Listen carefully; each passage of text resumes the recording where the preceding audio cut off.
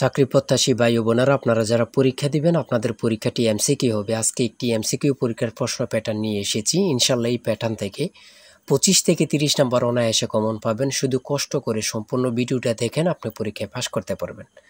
আপনাদের পরীক্ষাটি এমসিকিউ হবে। এমসিকিউ পরীক্ষার প্রশ্ন প্যাটার্ন যেমন থাকবে সেম প্যাটার্নে আমরা একটি চূড়ান্ত সাজেশন তৈরি করেছি, একদম শর্ট করে, একদম স্পেশাল একটি শর্ট চূড়ান্ত সাজেশন তৈরি করা হয়েছে। শুধু আপনাদের কথা বিবেচনা করে কোন কোন টপিক কোন কোন বিষয়গুলো থেকে পড়তে হয় আপনারা কিন্তু অনেকেই জানেন না। তার জন্য আপনাদের কথা চিন্তা ভাবনা করে একদম শর্ট করে একটি চূড়ান্ত সাজেশন তৈরি করা হয়েছে। সাজেশনটি নিতে স্ক্রিনে দেওয়া হোয়াটসঅ্যাপ নাম্বার রয়েছে, ইমো নাম্বার রয়েছে, দুটোর মধ্যে যে কোনো একটি মেসেজ করে সাজেশনটি সংগ্রহ করুন। সাজেশনের মূল্য 100 টাকা। আমি অবশ্যই বলি প্রত্যেকে আমাদের সাজেশনটি সংগ্রহ করবেন, ইনশাল্লাহ আপনারা পরীক্ষায় পাশ করে যাবেন। পরীক্ষার প্রশ্ন প্যাটার্নটা যেমনভাবে দেয়া থাকবে সেম প্যাটার্নে আমাদের সাজেশনটি রচিত। ইনশাল্লাহ আমি আশা করি 100% কমন পাবেন। শুধু আমাদের সাজেশনটি পরীক্ষা দিতে গেলে আপনি উত্তীর্ণ হয়ে যাবেন। আমি মূল কথায় চলে আসি। এমসিকিউ পরীক্ষাটা কি এটা আগে বুঝতে হবে। এখানে যেমন দেয়া আছে নিচের কোন বানানটি সঠিক, নিচের কোন বানানটি সঠিক। দেখেন এখানে 4টা অপশন দেয়া থাকবে, যে অপশনটা সঠিক। যেমন মনে করেন খ নাম্বার অপশনটা সঠিক, আপনারা খ নাম্বার অপশনটা বরাট করলে একটি নাম্বার পেয়ে যাবেন। এমনভাবে কিন্তু আপনাদের পরীক্ষা থাকবে। আমার কথা বুঝতে পেরেছেন? যেমন এখানে প্রথমে রয়েছে নিচের কোন বানানটি সঠিক। এখানে কিন্তু 4টা অপশনে কিন্তু হুবহু মিল রাখে তারা। হ্যাঁ, তার মধ্যে যে বানানটা সঠিক এটা কিন্তু আপনার বরাট করতে হবে। তারপরে রয়েছে সন্ধি বিচ্ছেদ। সন্ধি বিচ্ছেদ থেকে এমসিকিউ পরীক্ষা বলেন 1 নাম্বার থাকবে। তারপরে রয়েছে সমার্থক শব্দ থেকে একটি মার্ক থাকবে। কাজী নজরুল ইসলামের উপন্যাস কোনটি? নিচের এখানে কয়েকটা উপন্যাসের নাম দিয়ে দিবে। ধরেন বলবে যে কাজী নজরুল ইসলামের উপন্যাস কোনটি। হ্যাঁ, এখানে সঠিক উত্তর হচ্ছে আলেয়া। সাজের মায়া কবিতাটির রচয়িতা কে? সঠিক উত্তর হচ্ছে বেগম সুফিয়া কামাল। খুবই গুরুত্বপূর্ণ একটি প্রশ্ন উত্তর কিন্তু। শুদ্ধ বানান কোনটি? শুদ্ধ বানান কোনটি? গুরুজনে ভক্তি করে, এখানে গুরুজনে কোন কারক? কারক থেকে অবশ্যই প্রশ্ন থাকে, যে কোনো পরীক্ষায় বলেন। তারপরে সমাজ থেকে প্রশ্ন থাকবে। হ্যাঁ, 10 নম্বরে রয়েছে নিচের কোনটি নিত্য পুরুষবাচক শব্দ? তাই বলি অবশ্যই আমাদের চ্যানেলটি সাবস্ক্রাইব ও পেজটি ফলো দিয়ে রাখবেন। কেন? পরীক্ষার নোটিশ, পরীক্ষার রেজাল্ট, পরীক্ষার প্রশ্ন সমাধান, যাবতীয় সকল তথ্য সবার আগে আমরা ভিডিও আপলোড দিয়ে রাখি। আপনি যদি চ্যানেলটি সাবস্ক্রাইব, পেজটি ফলো দিয়ে রাখেন, সবার আগে চলে যাবে আপনার কাছে নোটিফিকেশন।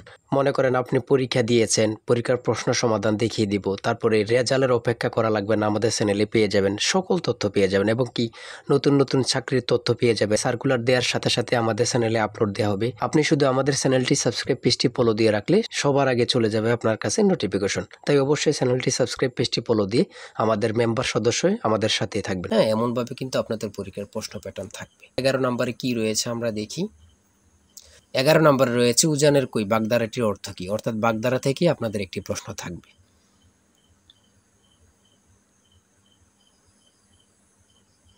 আর ইংরেজি থেকে ট্রান্সলেট আমি বলি, ট্রান্সলেট কেউ মিস করবেন না।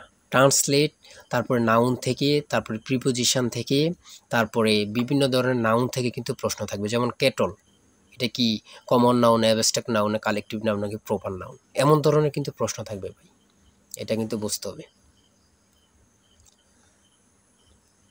ট্রান্সলেট, ট্রান্সলেট থেকে আমি অবশ্যই বলি আপনাদের প্রশ্ন থাকবে। প্রিপোজিশন থেকে প্রশ্ন থাকবে,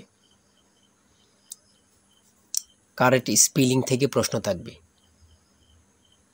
যেমন অঙ্ক থেকে দিয়েছে দুইটি সংখ্যা গসাগু 15 এবং লসাগু 90, একটি সংখ্যা 30 হলে অপর সংখ্যাটি কত? এই অঙ্কটা কিন্তু বিসিএসও আসছে। হ্যাঁ, এই অঙ্কটা কিন্তু প্রচুর পরীক্ষায় থাকে, অনেক পরীক্ষায় থাকে। দাঁড়ার অঙ্ক থেকে অবশ্যই থাকবে, একটি মার্ক কিন্তু দাঁড়ার অঙ্ক থেকে আপনাদের থাকবে। সহজ কিন্তু একদম। ফুরক কোণ, সম্পূরক কোণ এগুলা থেকে থাকবে। মান নির্ণয় থেকে থাকবে। 1 মিটার সমান কত ইঞ্চি? অনেকে কি করে জানেন? 39.37 ইঞ্চি, এটা সঠিক উত্তর। অনেক জায়গায় 37.39 ইঞ্চি দেয়া থাকে, অনেকে ভুল করে এটা দিয়ে দেয়।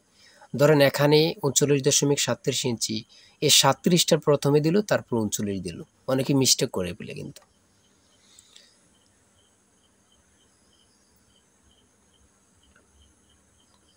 প্রশ্নগুলো কিন্তু একদম ইজি আসবে। হ্যাঁ, কিন্তু আপনারা সকলেই কিন্তু ভালো বোঝেন, একটা সহজ গাইডলাইন সাজেশন পান না বলেই কিন্তু আপনারা ভালোভাবে প্রিপারেশনটা মজবুত করতে পারেন না।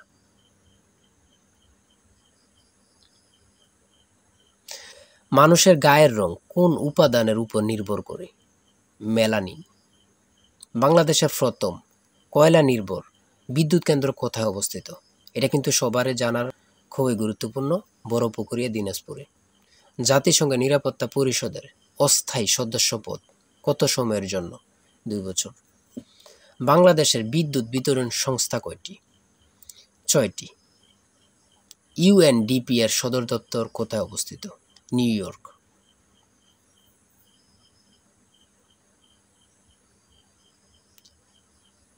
ইসরায়েলের আইনসভার নাম কি? এটা কিন্তু আসতে পারে, কারণ ইসরায়েল সব সময় কিন্তু ভাইরালের মতন হয়ে থাকে আমাদের মুসলমানদের জন্য। এটা কিন্তু আসতে পারে। হ্যাঁ,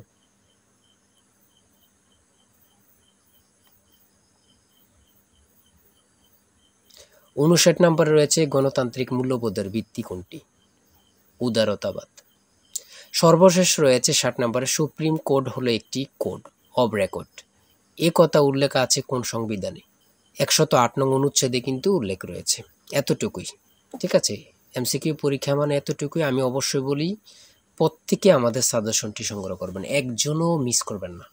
আমি বলি যারা আমাদের এই ভিডিওটি দেখতেছেন একজনও মিস করবেন না, প্রত্যেকে সংগ্রহ করে A to Z পড়ে যাবেন, আপনাদেরকে কেউ আটকে রাখতে পারবে না। আর আমাদের চ্যানেলটি সাবস্ক্রাইব করে রাখবেন, পরবর্তী আরেকটি প্রশ্ন আপডেট দিলে কিন্তু চলে যাবে আপনার কাছে নোটিফিকেশন। আর আপনার যে কোনো তথ্য জানতে কমেন্টে লিখুন। সবাই ভালো থাকবেন, সুস্থ থাকবেন, আল্লাহ হাফেজ।